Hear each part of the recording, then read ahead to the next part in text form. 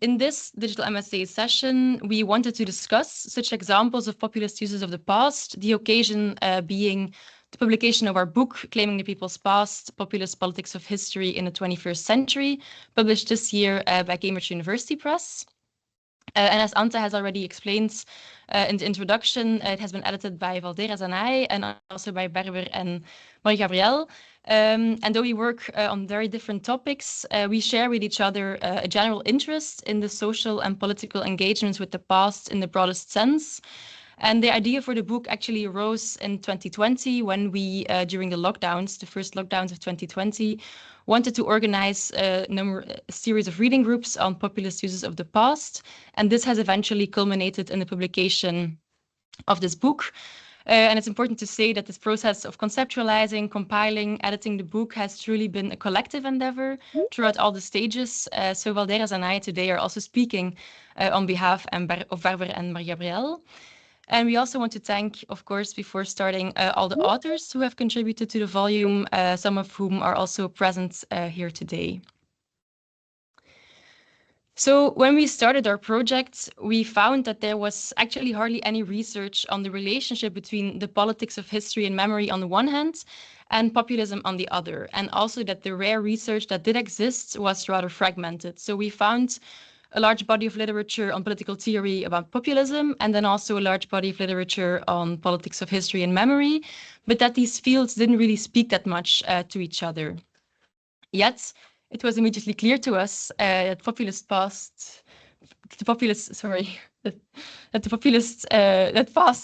there was someone entering the room. It was immediately clear to us that the past played an important role in how populism works as a political phenomenon, or as Isaiah Berlin remarked already in 1968, that some degree of past directedness is essential to populisms. And so with this edited volume, we aim to provide a systematic and also a global overview of populist politics of history, asking the question, is there a distinctly populist way of relating to the past? And two sub-questions run throughout the entire volume. The first being, how do populists relate to history? So how do they represent the past? How do they articulate historical events, periods, or even the dimensions of past, present, and future? And secondly, why do they do so? So why do populists engage in a certain politics of history? What's in it for them, and what political functions does it have? So we have gathered through an open call for papers a large set of contributions looking at populist politics of history in a wide variety of geographical and also socio-cultural contexts. And we divided the book in two main parts. The first being, as Ante has also mentioned, case studies. So we have 11 case studies, and each of the studies examines in detail how a specific populist party, movement, or leader engages with history.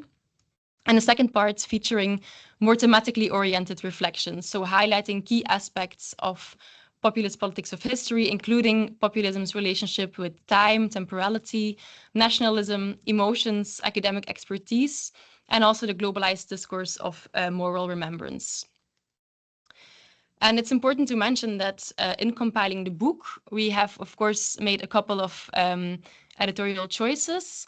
And the first important thing to mention is that, as has also been noted by many scholars, that the populism studies has been dominated for a long time by an Atlantic bias, has also been identified by Benjamin Moffitt in 2015. So we wanted this collection to have a more global perspective. So we made sure to have case studies from the Americas, Africa, Asia, and Europe. And secondly, we also wanted to start out from the beginning from a more agnostic position vis-a-vis populism, so a more value-neutral stance. So we didn't want to make any judgments beforehand about populism being inherently good or bad for democracy, and we also wanted to give the freedom to our authors to decide for themselves which position they wanted to embody.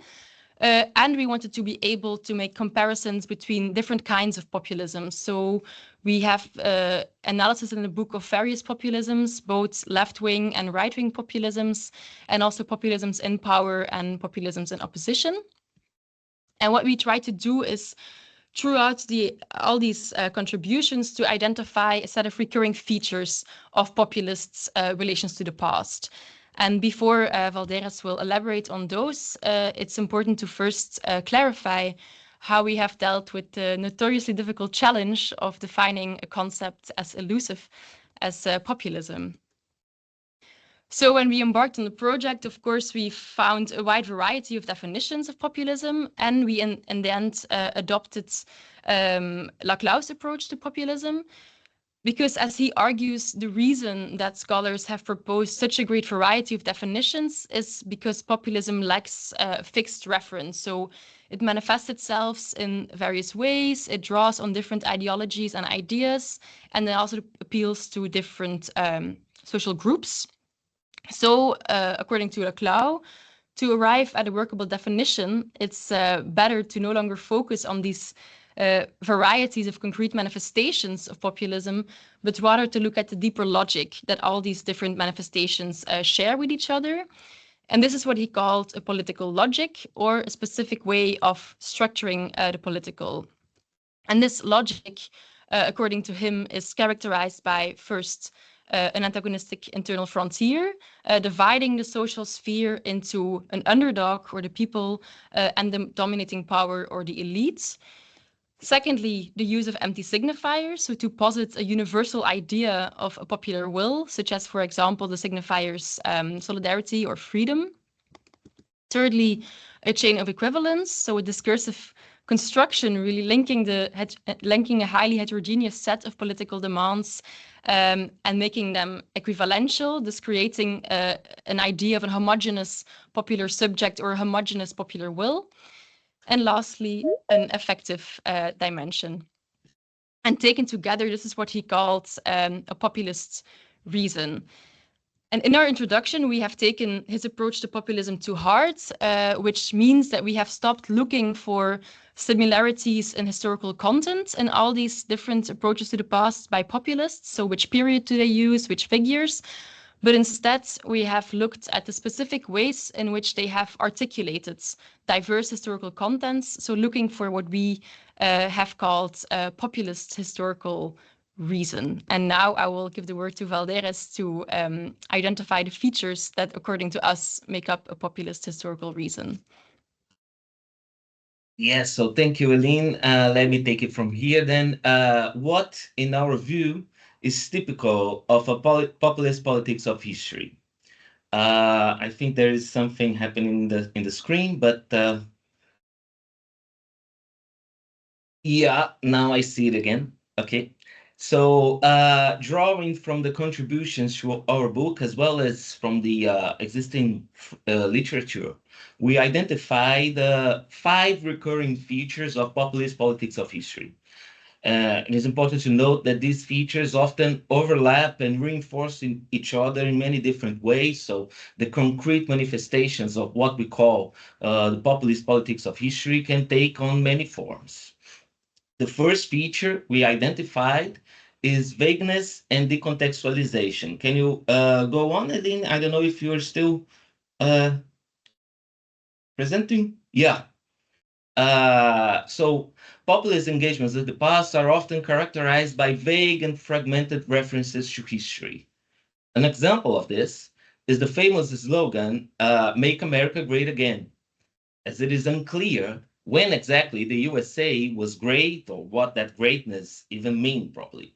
So the slogan doesn't convey any specific concrete historical content, but rather an abstract way of representing historical time, which it basically is an idealized past of greatness, a present as crisis that has lost track of the due course of history, which then demands a proper response in order to reopen a future of hope and greatness again, right? And still related to the first feature, in many of the cases studied in the book, as well as in the thematic chapters, The authors often noted that the populist disregard for producing detailed historical accounts, even about the main items of its political agenda.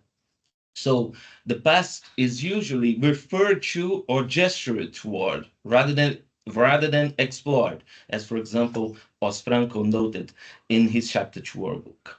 Can you go on, please? The second feature we identified is the presence of a logic of equivalence. This is where heterogeneous historical events, people, or periods which have little in common are linked together around loose, empty signifiers such as freedom, threat, or resistance, for example. A good example of this is a meme that circulated widely on the digital networks of Brazil's far right to call for a large march led by Jair Bolsonaro on September 7, 2021, the day of independence in Brazil.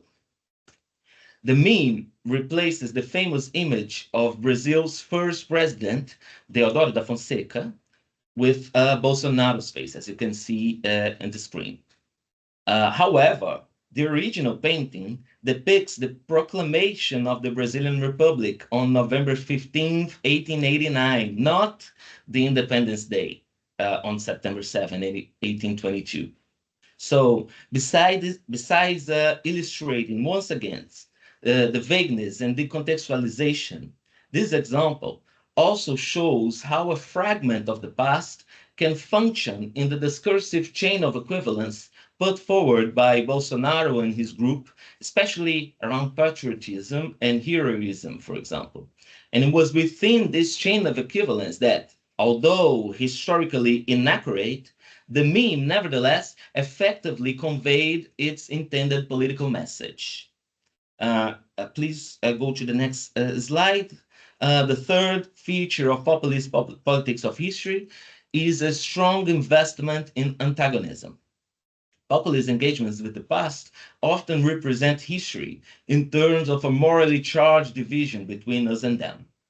One example is found in Cynthia Ballet and Gustavo Gilles' chapter, in which they show how the governments of Nestor and Cristina Kirchner in Argentina promoted memory policies and accounts of the past as a boundary-making practice that involved the formation of an antagonistic frontier, especially between the memory of the people, identified in this version as the victims of the military dictatorship, against the memory of the elites, including both the military themselves, as well as the neoliberal government of Carlos Menem.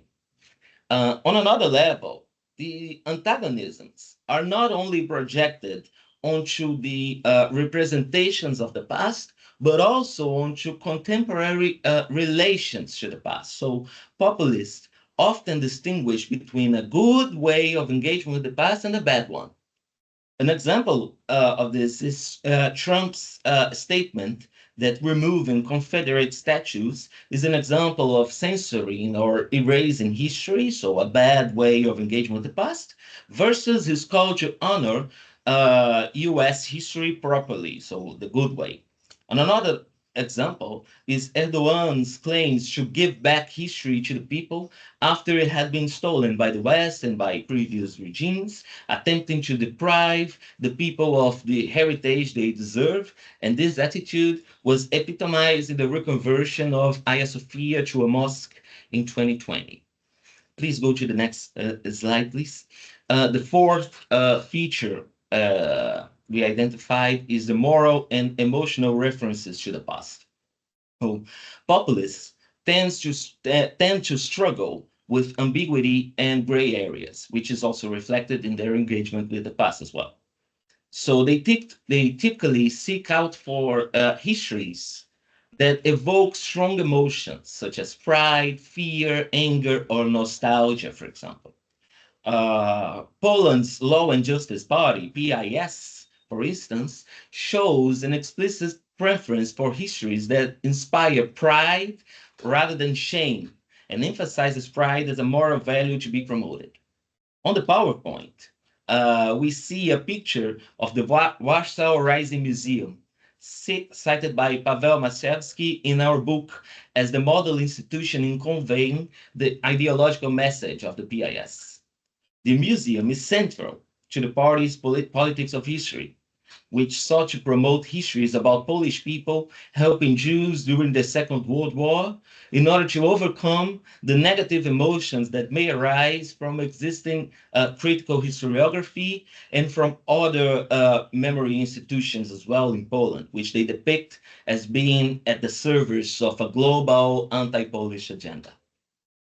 Finally, the fifth feature is a strong rejection of pluralism. Populist politics of history is typically allergic to pluralism. Populists regard their own version of history as the only legitimate one. And tying in with our fourth observation, it is important to note here that populists often reject other historical representations, not because they are factually incorrect, but rather because they contradict the moral and emotional relationship with the past that the populists promote.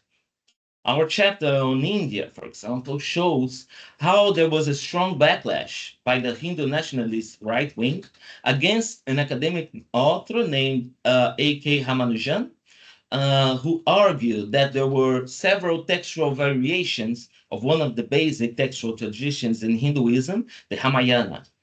Last year, the BJP party went as far as to remove perspectives that do not serve the populist agenda from school textbooks.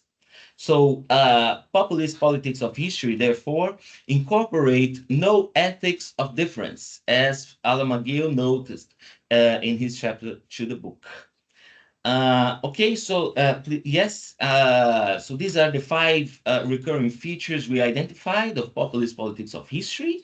And before we pass on the word, let me just share some takeaways. So first, these characteristics, can you go on?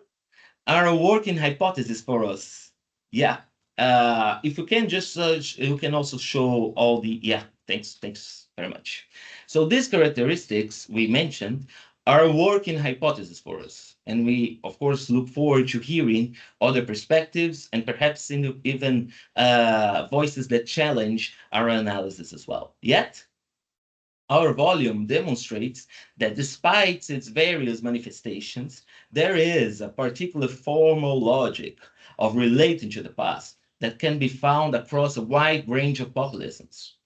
In the book, we moreover argued that a study of this logic is crucial for an overall understanding of what populism is. And while our book discusses, as we said before, Helene said before, both how populists use the past and why they do so, we have in this presentation only focused on the how, because we only had 15 minutes. But we also have hypotheses as to the why. And we, of course, would love to talk about that during the Q&A if you wish. And just to conclude, the volume focuses on how and why populisms relate to the past and to history, but we haven't tackled the questions relating to how historians and memory scholars or institutions can relate to populist politics of history. So are there things we can learn from populists, for example, or how do we respond to the challenges to our expertise in these phenomena, for example?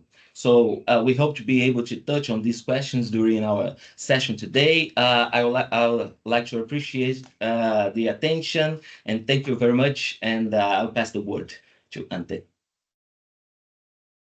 Okay, thank you very much for your presentation. Now, Johanna Weiss will first share her comments on the book. She's a researcher at the Institute of Ethnology at the Czech Academy of Science. Her research focuses on the Silesian borderlands across the Czech Republic, Poland, and Germany, and she's currently leading the ERC-funded research project MEMPOP, Memory and Populism from Below, which aims to investigate the relationship between collective memory and the increasing popularity of populist parties in the then Central and Eastern European regions. So I will give the word to you. Amazing, fantastic. Thank you very much. Thank you very much for inviting me. And of course, thank you very much for all the hard work you put into this edited volume.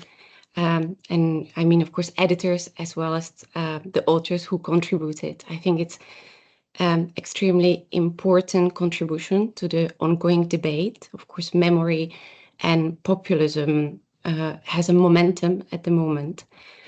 And your contribution, in my view, is extremely beneficial, especially because of its global scope.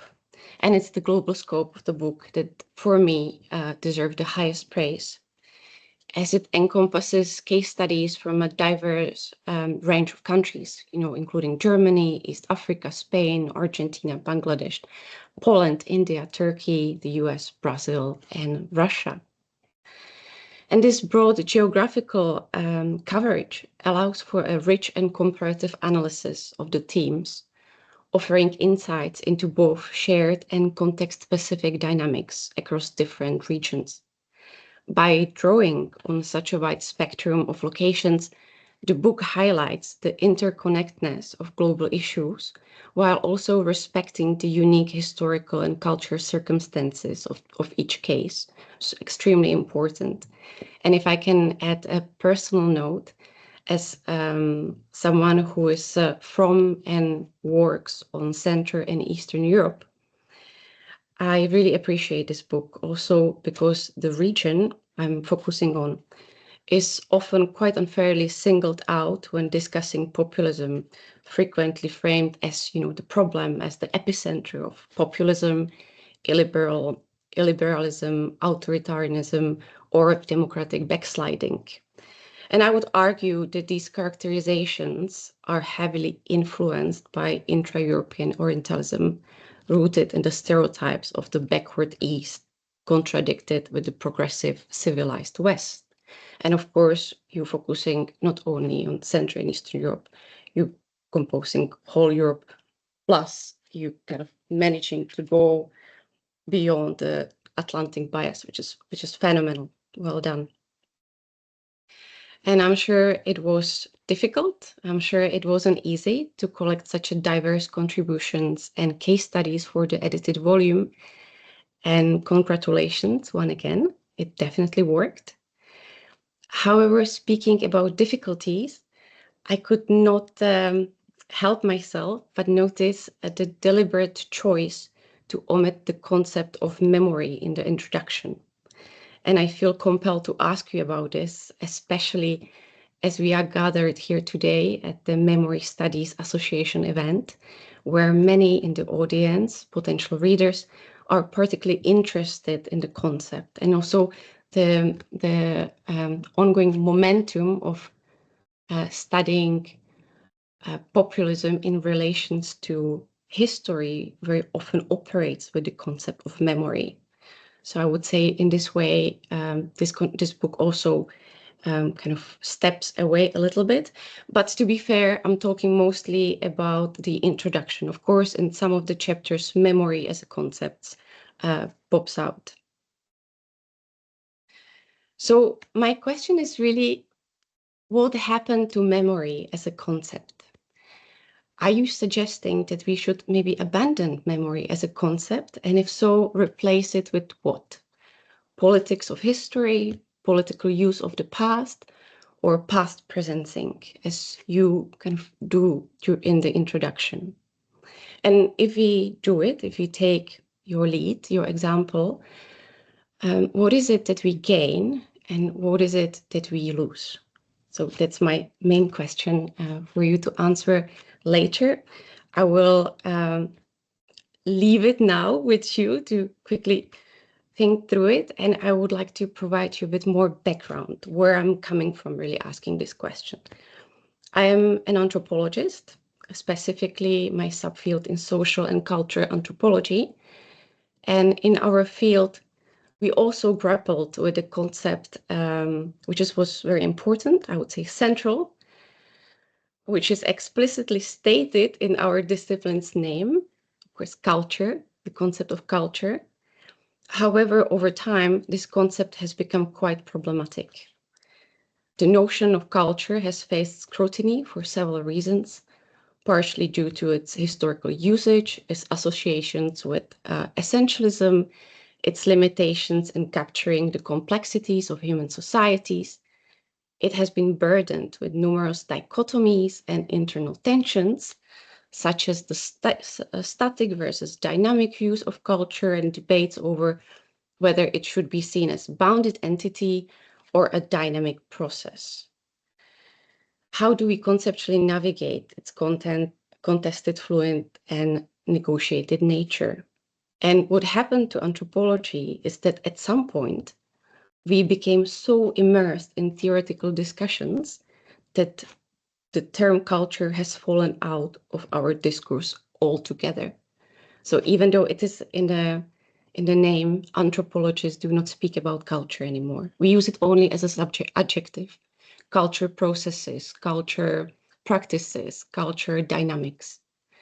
And I'm not saying that this is about to happen in memory studies, but it's not unheard of that the very concept and the name of the field disappears. So this is a cautionary tale, also explaining where I'm coming from. And then the book at hand, Claiming People Past, Populist Politics of History in the 21st Century, demonstrates well is that political polarization with rising support for populist movement is one of the most pressing global issues that we are facing worldwide. And I think that's such an important contribution. I got a bit lost. So let me just very briefly also mention the project I'm working on. Just as a disclaimer, I was explicitly asked by the editors of this special issue and organizers of the event. So I'm not stealing the show. I'm following their suggestions, which I'm very grateful for. Thank you very much. So the MEMPO project, Memory and Populism from Below, is an ERC-funded research project that started in January 2024. And sorry, some issue with my internet. And yet it is, as I mentioned, usually Central and Eastern Europe that is usually singled out for examples of unprecedented resurgence of populism, illiberal nationalism, and increasingly authoritarian form of government. However, considering how divergent the so-called populist regimes of Central and Eastern Europe are, as well as the types of memory and populism they employ, populism has become a label that is as empty as it's fashionable. And to scrutinize the notion of Central and Eastern European populism and provide a novel perspective of this phenomena, the project proposes a radical shift from the two units of analysis that are taken for granted in populism studies. The temporal unit that presumes Central and Eastern Europe populism as a post-socialist consequence, and the geographical unit that essentializes contemporary nation-states of Central and Eastern Europe. By adopting a bottom-up approach and investigating the collective memories through everyday mnemonic practices and populist sentiments, of ordinary people living in transnational borderland peripheries, namely Bukovina, Burgenland, Galicia, Istria, and Silesia, this study moves away from the elite top-down investigation of populism, as well as the tendency to treat the state as the primary unit of analysis. Instead, it shifts the center of focus to the post-imperial transnational borderlands, where in fact both antagonistic memories and support for populist movements are arguably the strongest. And to slowly finish my 15 minutes, I would also like to take this opportunity to invite you to join our Memory and Populism working group if you are a member of MSA, Memory Studies Association. We are newly co-chairing it with Astria Nikolovska. So if you feel like joining, please do pop us an email and we'd be very happy to put you on our mailing list. And at this point, it's only right to thank you all once again. This is a fantastic book, which I enjoyed thoroughly. I'm very grateful for the PDF I was provided, and I will definitely make sure to approach our librarian to order it for our institute, and I would kindly encourage participants of the seminar to do the very same thing. Thank you. Okay, thank you very much, Johanna, for your insights and feedback. We will now listen to Pia Schramm, who is a doctoral researcher at the KARMA, at the Institute for European Ethnology of the Humboldt University of Berlin. And she is interested in the intersections of political anthropology and digital anthropology, looking at the doings of ordinary people in far-right and nationalist discourses. And she's also part of the research project Challenging Populist Truth-Making in Europe, the role of museums in a digital post-truth European society, which looks at the impact of populist politics on the cultural sphere and specifically on European museums. So Pia, I will give the word to you. Hey everyone, I'm trying to share my screen and I hope you can see it. Can you see my screen? Yeah, okay, good. Yes. Great. Okay, yeah, also from my side, many thanks for having me here, for inviting me to the discussion, and for yeah, being one of the first people that had the honor to read the book, which I really enjoyed reading, and I'm very happy to share my thoughts on the publication. I especially like the approach of populist past presencing, and I think it absolutely makes sense to draw some common lines in how populism makes sense of the past in order to interpret the present or even to imagine the future. And yeah, I think it's a very helpful concept. And the characteristics that the editors classified here that you already mentioned in your discussion, namely the vagueness, the logic of equivalence, the antagonism, the populism builds up on, etc., and also the moral and effective overtones of populism are characteristics that we observed in our own project as well, and that are indeed, from my perspective, features of yeah, that characterize how populists are using the past for their own purposes.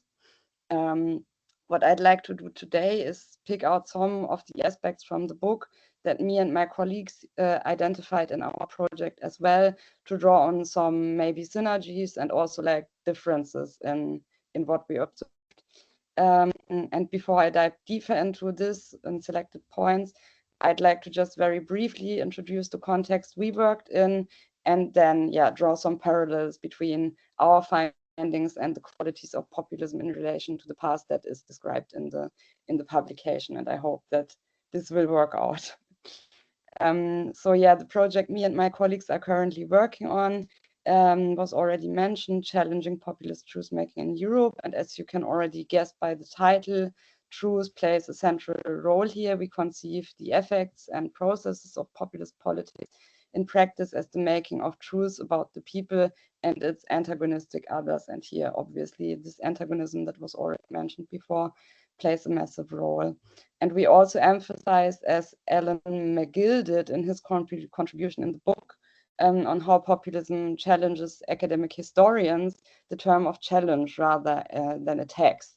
And he also mentions this in the introduction section of his chapter, I think. And yeah, maybe this is also something that we can like later discuss a bit on, like what kind of terms do we actually use when we refer to the impact of the populist use of the past. Yeah, but maybe that's for later. And yeah, however, for the talk that I'm giving today, yeah, it's based on basically not only the ethnographic research we did in museums in the past 4 years, but importantly, especially in the context of today's discussion, is the explorative interview study that we conducted. And we conducted it in Germany, Poland, and UK. So we already have 2 countries here that are also discussed in the book. And we worked with different museum professionals or staff working in heritage sites in order to understand what populism does in these fields. What is really interesting here in relation to the book is that there is many synergies in what we found out and what the contributions in the book draw upon. For example, the intersection with nationalism, of populism and nationalism, as like among others, for example, Chris Lawrence pointed out in his contribution to the People's Past book. And this intersection exactly is then what makes heritage a productive resource for populist practices of populism. What populism does here is then the performance of a collective political identity in opposition to a not us. So it's working with an antagonism, and heritage and museums can become caught up here, as many of the contributions also, indirectly at least showed. Obviously, as discussed in many places, and as also Eline mentioned already, populism is a difficult and contested concept. And I really enjoyed reading how in the edited volume there was given like freedom to all the authors to explore their own understanding of populism, especially with this like global perspective. In contrast to the framework of populism as the political logic following a Lacloian tradition that Eline already mentioned, we rather look into what populism does in practice and how it works. So we rather focus on the everyday politics, social sphere, and maybe that's also something that we can discuss later, what kind of impacts those different concepts actually have on how we analyze things, because we understand populism as a repertoire of discursive, stylistic, but also embodied and performative and effective practices. And this probably also impacts on how we name the things, and you named them in the book.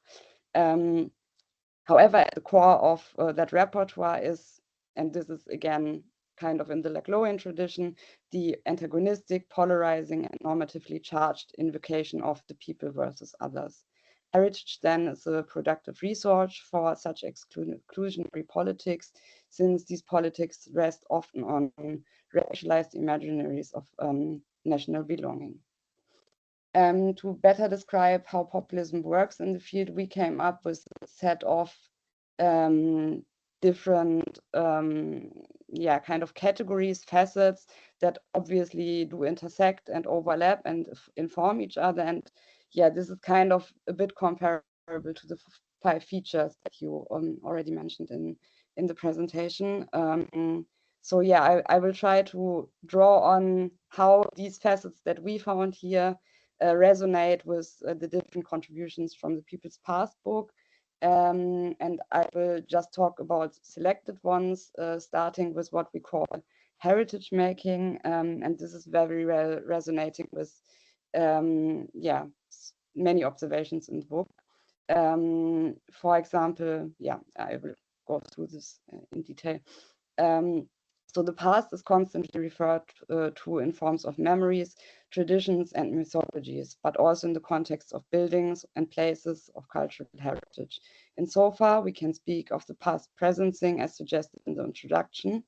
Populist parties across Europe instrumentalize and appropriate cultural heritage, both tangible and intangible, both material and immaterial, both for political purposes. And the publication offered many examples for this, be it constituted around the true writing of the Hindu past, or the renewance of national memory or memory remembrance in the Ottoman Empire, for example. Populism here uses specific mechanisms of narrating and framing the past. They romanticize and celebrate the past, the national greatness and imperialism. Many chapters in the book make these observations, for example, in the context of Poland, as suggested by Paweł Makiewicz. State politics under the peace government are promote a version of the past where the good Poles were not involved as contributors to the Holocaust. Or another example is the rediscovery of the Ottoman Empire in the context of Turkey. At the same time, populism denies and silences other aspects of history, especially when it comes to difficult heritage, such in the context of the German national past. but also when it comes to war crimes or colonialism. This includes, for example, the AfD's politics to downplay the importance of the Holocaust, as Klaus Neumann in his chapter on publications by AfD politicians has shown, but also the emphasis of the victim status of Poles under the peace government. National histories here are constituted effectively, and populist politics reorganize these effects, for example, through emphasizing renewed national pride. And maybe this is what De Peria and Valde Lopez de Araujo meant in the contribution on updating. Populist politics tend to focus on a version of the past that is imagined as glorious and great. People should remember their past in a positive way, which makes them feel good and superior. Populist heritage making translates into promoting a particular version of a national past, versions that are great and glorious, and that are, in the German case, for example, emphasizing the 1,000-year ancestry of the nation. The book brought many empirical examples on how this presencing of glorious heritage work together.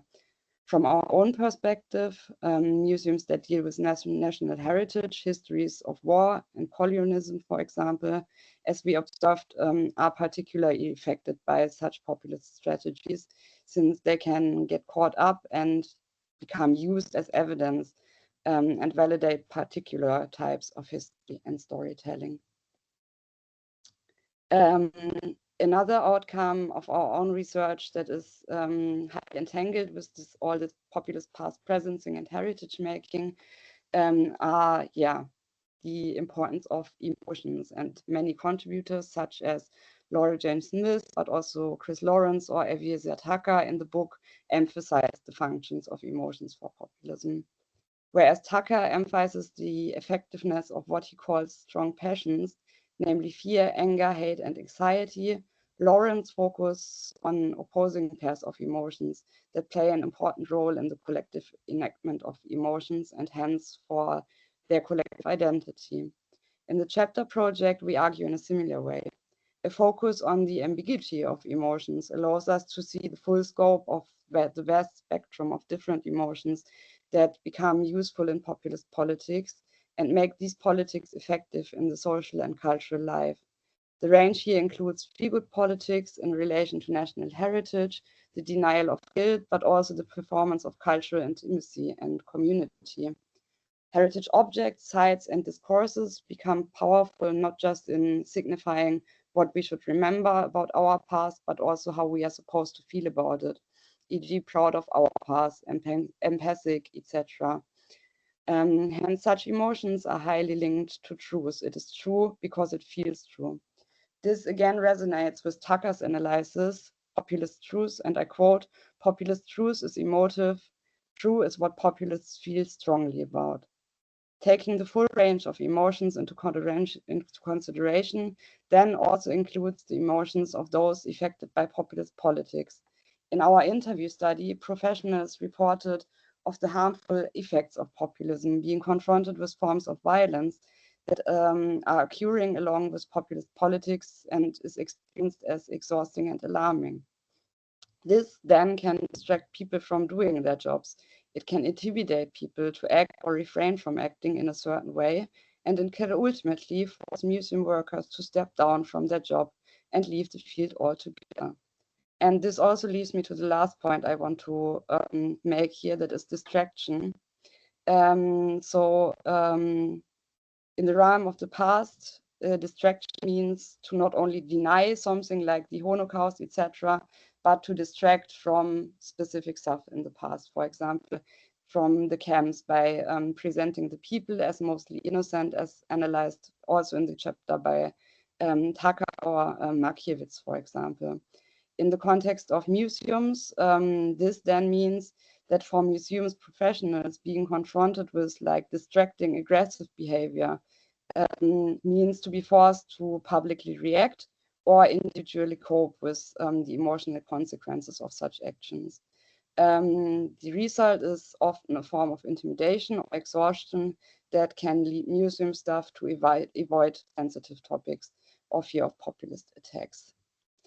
To conclude, what populism does in the field of museums is to promote a great and imperial version of the past and to silence or downplay difficult heritage. At the same time, populism policies a sense of national identity and feeling into this form of identity. Populist attempts to intervene and disrupt heritage policies are aimed at equality, diversity, and pluralism. This poses different challenges and traps for the people working with cultural heritage, impacting their emotional relationship to their work. And this also brings me to the questions I'd like to discuss to you. The book offered various angles on how the past is used by by populists all over the world, but didn't yet discuss how the populist use of the past actually takes effect on the people and on cultural institutions. In the light of increasing power of populist parties all over the world, we also need to address the question of how we can develop strategies against populists claiming our past. And yeah, thank you. And I really appreciated reading the book. This I want to say one more time. Thanks. Okay, thank you very much for this. I will now give the words quickly to Valderes and Eline, who can quickly respond to the questions that are raised by the two speakers.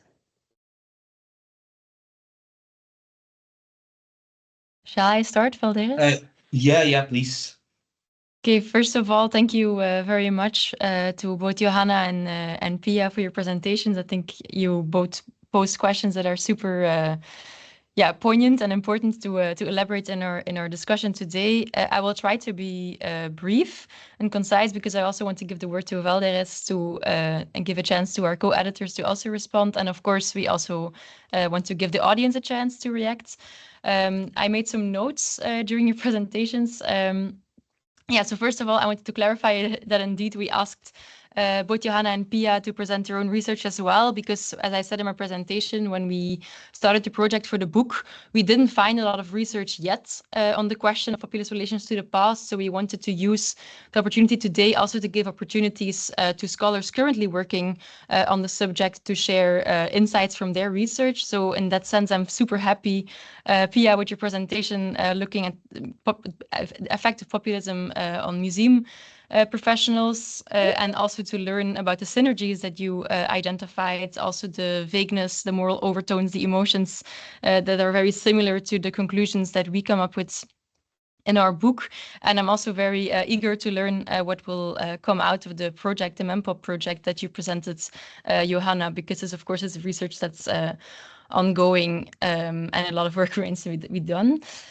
Then, of course, relating to the question about the question of memory, we also talked about it a little bit beforehand.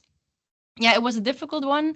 But in the end, we decided in our introduction to have the broadest scope possible because we wanted to speak to a variety of different fields, so also to heritage studies, and we wanted to include as much as a wide variety of different relations to the past, so not only within the framework of memory, but also I think from a discipline perspective that we not only wanted to speak to memory studies as a field, but really to a wide variety of research traditions looking at how people relate to the past. And that is why we also came up, why we decided in the end to adopt the notion of politics of history, and then also with reference to Sharon McDonald's term of past presencing, which, and I have the definition here, which she defines as the variety of ways in which people draw on, experience, negotiate, reconstruct, and perform the past in their ongoing lives. So a very broad definition, which for us seemed just pragmatically the most suitable way to approach this. Also because we wanted, of course, the political demarcations between what is considered to be history as objective or rational and what is considered to be memory as irrational, subjective. We wanted to make that an object of study as well, which is why we thought best to have the broadest scope as possible. And of course, as you noted, throughout the book, our different authors do adopt the term memory. We also gave the liberty to our authors to opt for whatever they thought was the most suitable theoretical framework for their case study. Then I also have, there's so much that came up from their questions too, Pia. There's a lot to be said about this.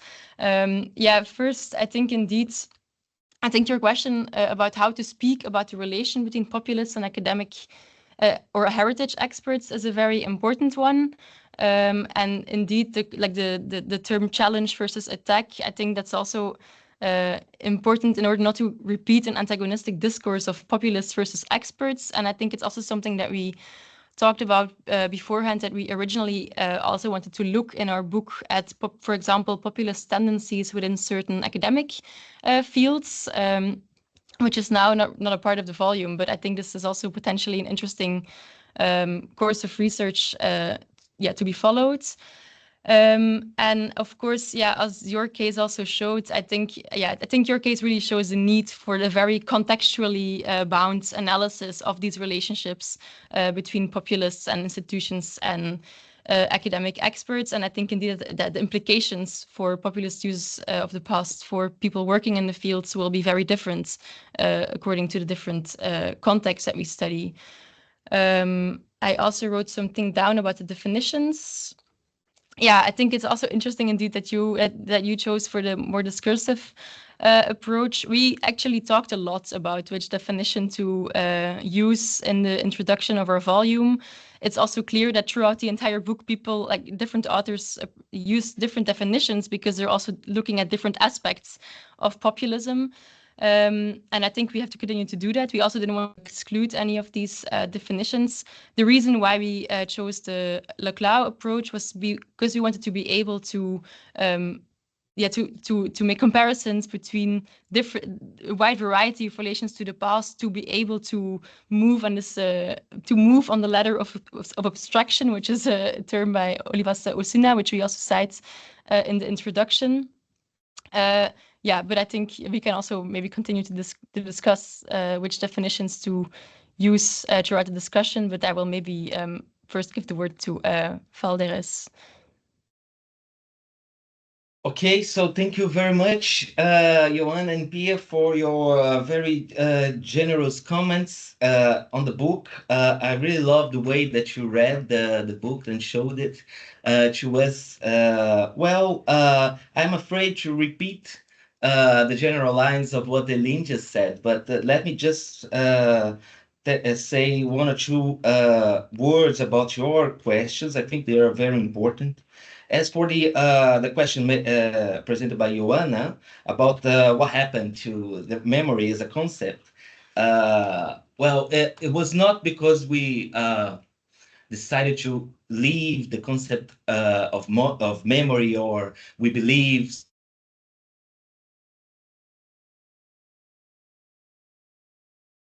something like the concept of you mentioned in your presentation.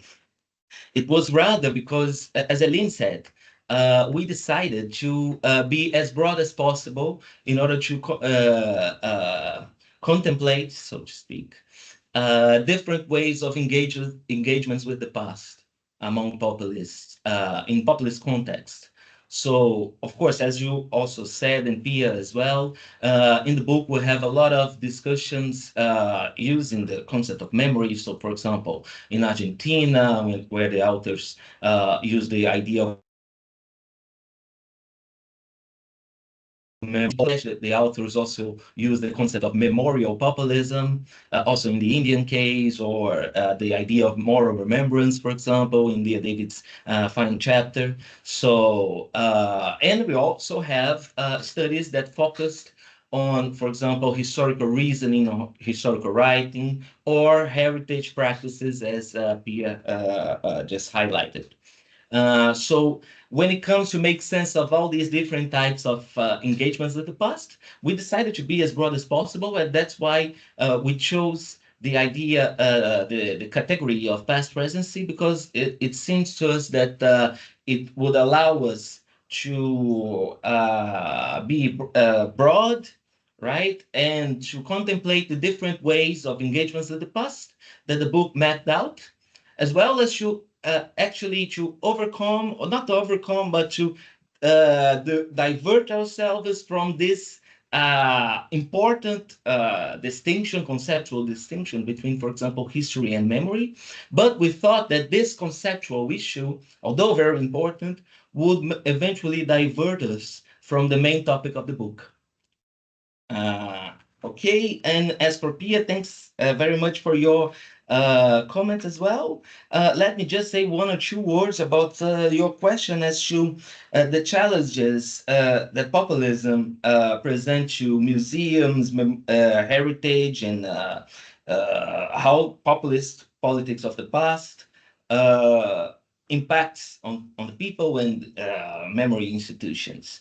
Well, of course, I don't have a final response to this question, but maybe I can say one or two words on this.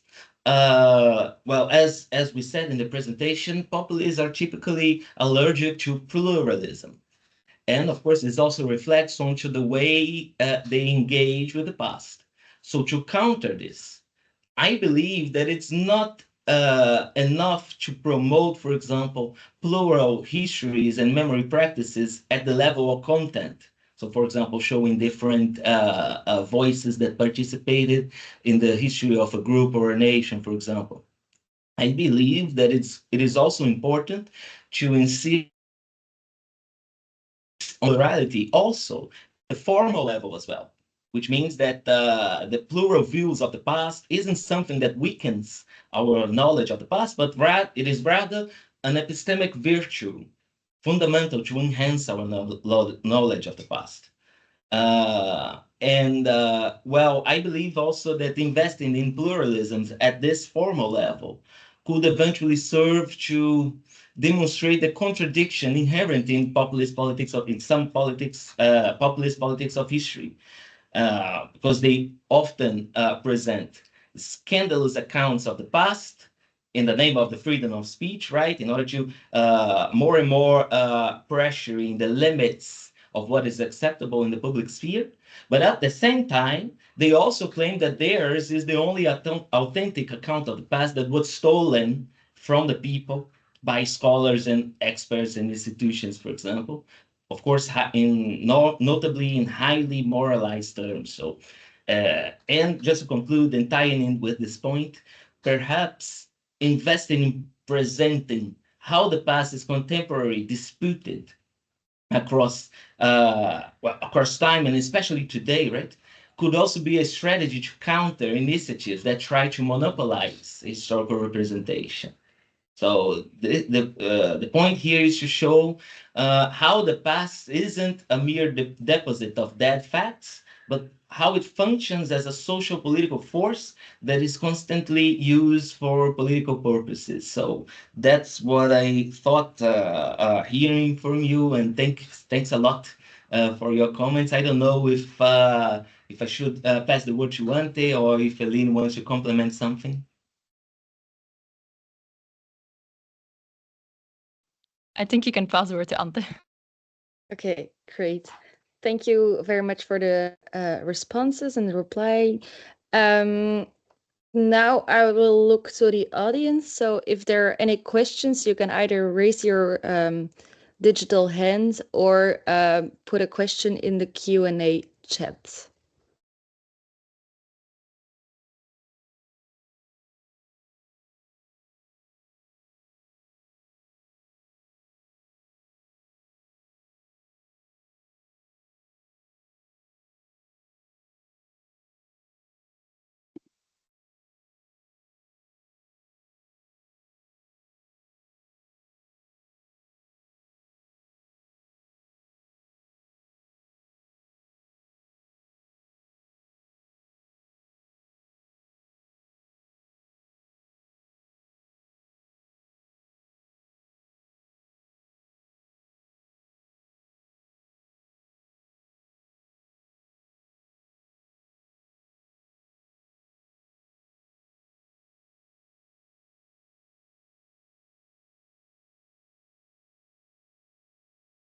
No questions so far.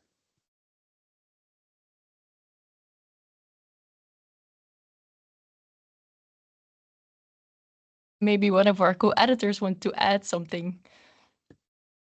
Yeah, I see a question. Yes. Hello. Yeah, I would like to ask a question. Could they find anything related with education? For example, did populist governments try to change history education curriculum? Um, are there anything like this in their researches? Thank you. Maybe we will combine it with the second question and we can answer it together. So that's Dilna. Hello, am I audible? Yes. Yeah, I was just curious about the aspect of pluralism that you were speaking about as the 5 different aspects of populism. So I am from India. I was just wondering how you guys would be seeing the pluralist aspect or the alteration of history made by the BJP government. I have something more to ask. I'm just curious about the role of forgetting in as a strategy which is used by the populist. We were speaking about memories and we were also considering the challenges faced by the memories. But I'm just curious about the strategy of forgetting used by the populist in order to spread their ideas or their propaganda. Thank you for the opportunity. Okay, thank you for these questions. I will look at Eline Walderes.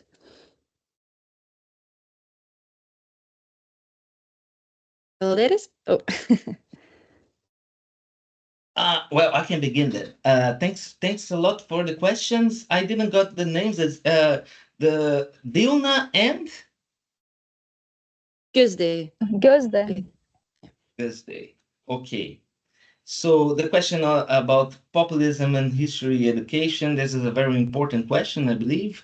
We have, for example, we mentioned very briefly the Indian case, whereby the government ruled out some textbooks that were not in the line of their political agenda. So, and we also, in the book, we found out that actually populisms in general, they don't invest very much in constructing an alternative historiography. So a set of textbooks, for example. It is rather relate to the past by picking some fragments and episodes for the political intentions at the moment.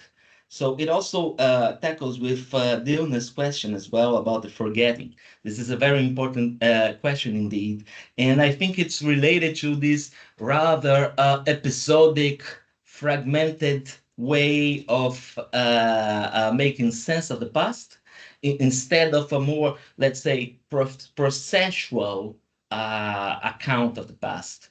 So, and here in this more episodic, fragmented way of dealing with the past, of course, there will be a lot of forgetting and active forgettings, right? Forgetting that makes sense, make political sense. So that's why what I thought here. I don't know if Eileen wants to complement something.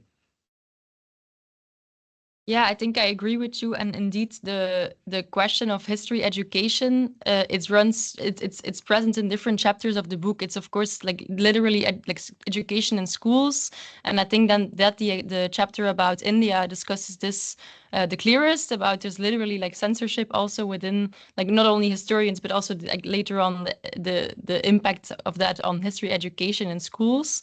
But also, for example, when we talk about museums in the chapter of, I think it's Marchevic's chapter.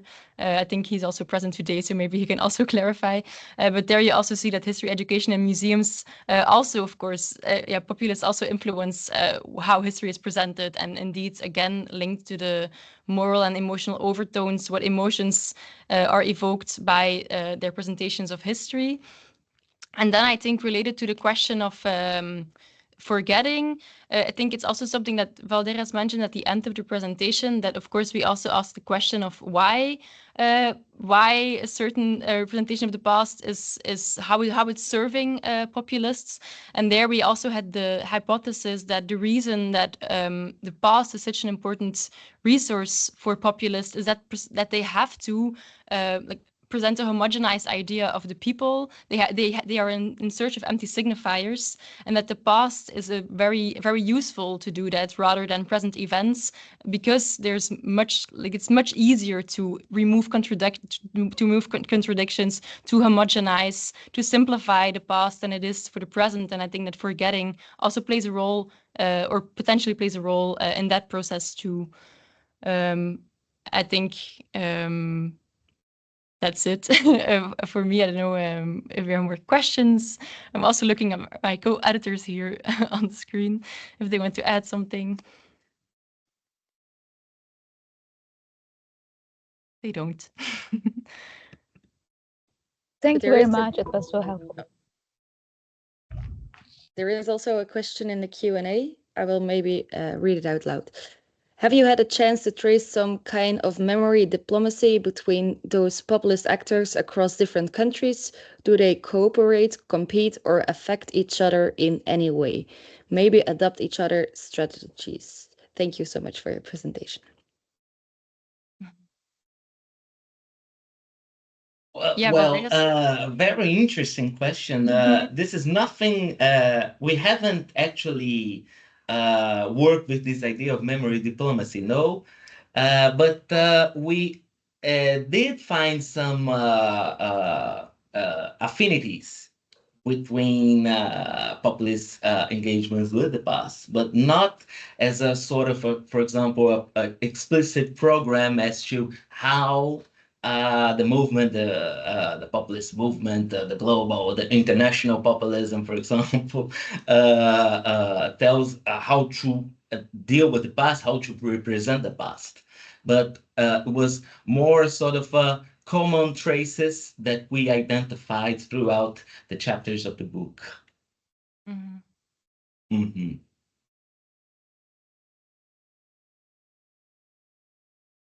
Okay, I don't know. Dilna, did you want to reply, or is it still your hand from before? Then I will look at the Maria Briel. You're unmuted. You're muted. Hi, Yes. can you guys hear me? Right, Yeah. so I'm also one of the editors. The reason we're not jumping in is because we think our co-editors are doing so well. But in relation to the question about memory diplomacy, I did want to say something or give you a reference, because it's not necessarily in our book, but there has been work on European memory politics, especially also from Central and Eastern Europe. Johanna will know much more about this.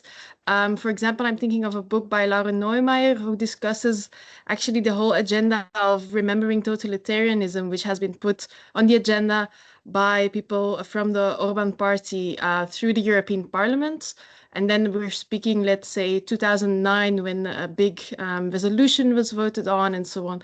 So this was, I would say, a kind of memory diplomacy by populist parties, or at least by politicians who are close to populist parties. And so in that sense, I think there's definitely an avenue for research there, though we didn't necessarily, and it probably taps into also what Johanna said about the Eastern and Central Europe being this sort of cradle of populism and that imagination. It might be that there is much more diplomacy going on in other parts of the world where we would urgently need to look at, because I very much stand behind the fact that we shouldn't single out this region as sort of the only place where possibly that kind of diplomacy happens, although it was the first thing I thought about. So that's a brief answer there.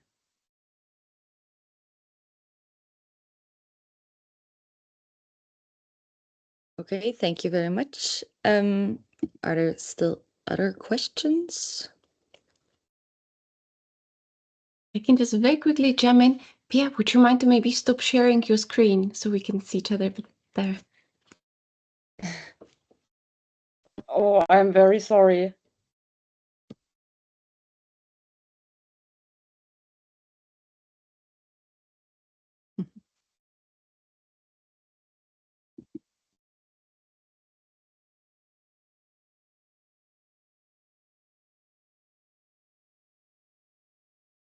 Yes, Anastasia. Hello, thank you so much for such an interesting presentation and discussion. I'm from Ukraine, and I wonder if do you trace a direct link between the politics of history and its like flip side propaganda, and thus strengthening of the totalitarian tendencies? I guess it's a question a bit concerning the previous question. Do you see it in do you research in this in your book?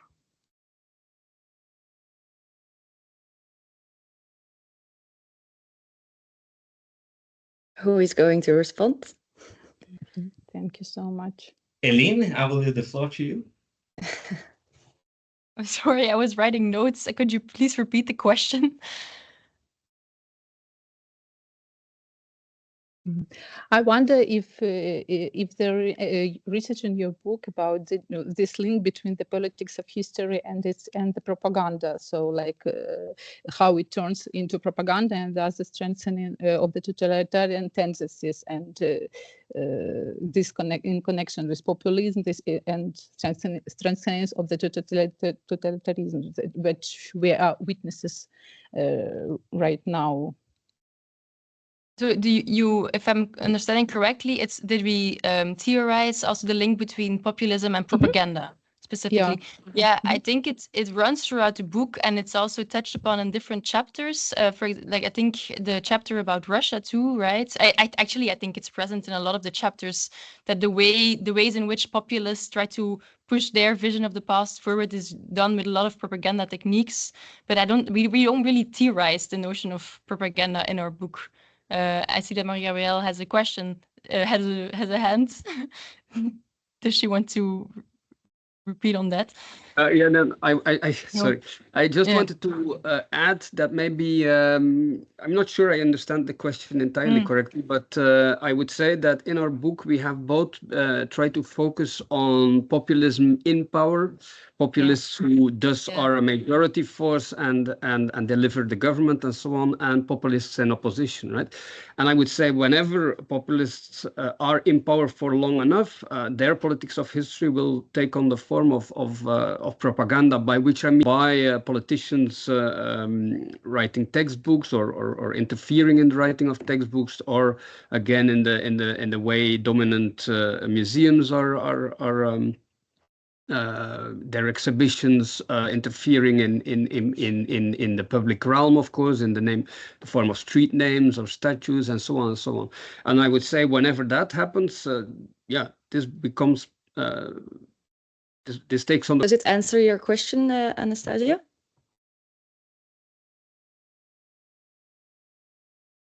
Yeah, thanks a lot.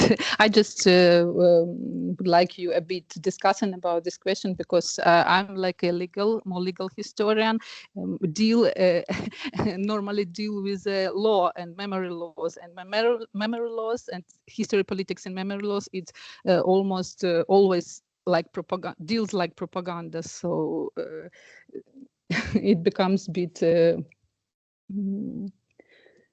Yeah, this is an important question.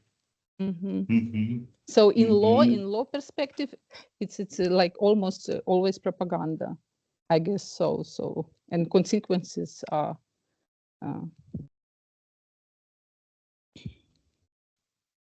I think this is an important question indeed, and I believe that, for example, in the Yağmur Karakayas chapter, for example, in Turkey, she also says something about the legalization and legitimation of history in the Turkish case, and also the chapter by Andrei Alenikov about the so-called historical Russia as a means of propaganda put forward by Vladimir Putin, for example. So there are some examples. We didn't properly focus it at the conceptual level of this, using the idea of propaganda, but we have a lot of mentions that relates to your question. So thank you very much for your important question indeed.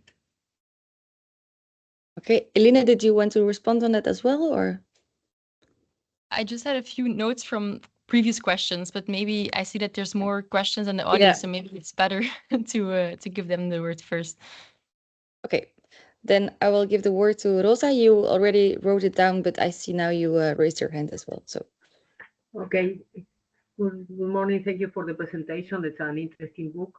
I have a question for the authors. I want to know if do you think that the populism is more related with the recent past than the remote past, and if you have found differences across the cases, the studied cases. I mean, in Argentina, it's clear the interest in recent past, but I know that it's not the same for the rest of the countries, and I want to know what difference did you find? Thank you. Thank you very much, Rosa, and it's nice to see you again. We met in Lisbon in the INTH conference. This is a very interesting question indeed. It's not only the recent past that they focus, I will say.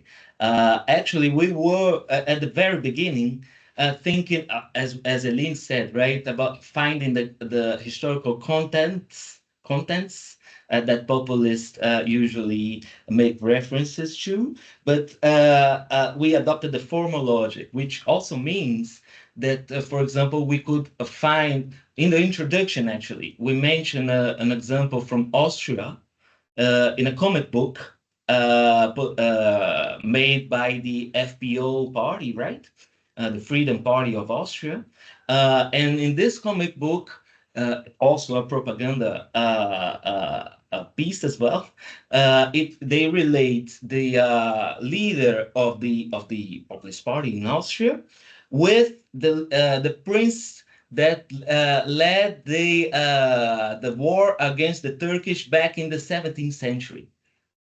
So it can also relate to the remote past as well, not only the recent one. So yeah, that's what I would also say to you. Maybe Eline has something to add. No, I think that's a perfect answer to the question. I also first misunderstood the question as if we're focusing only on recent populisms or also populisms in the past. And this is something that I forgot to mention in my presentation.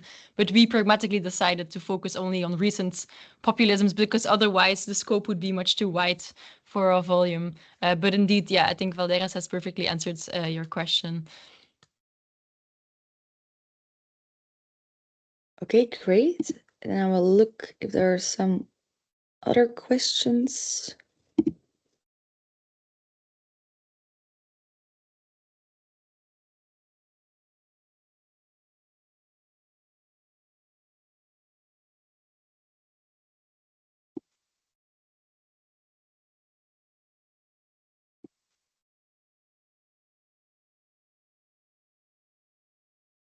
If not, then I think we can round it up, or if there's still a question, now is the moment. But thank you everyone for joining us, and especially the editors, of course, for writing or like editing the book, for the writers, the authors to write the chapters, Elina and Valderes to present the book presentation today, and of course also Johanna Wies and Pia Schramm for putting their comments so nicely in the presentation, and of course also the dMSA for having this organizing. So thank you everyone, and have a nice Friday afternoon.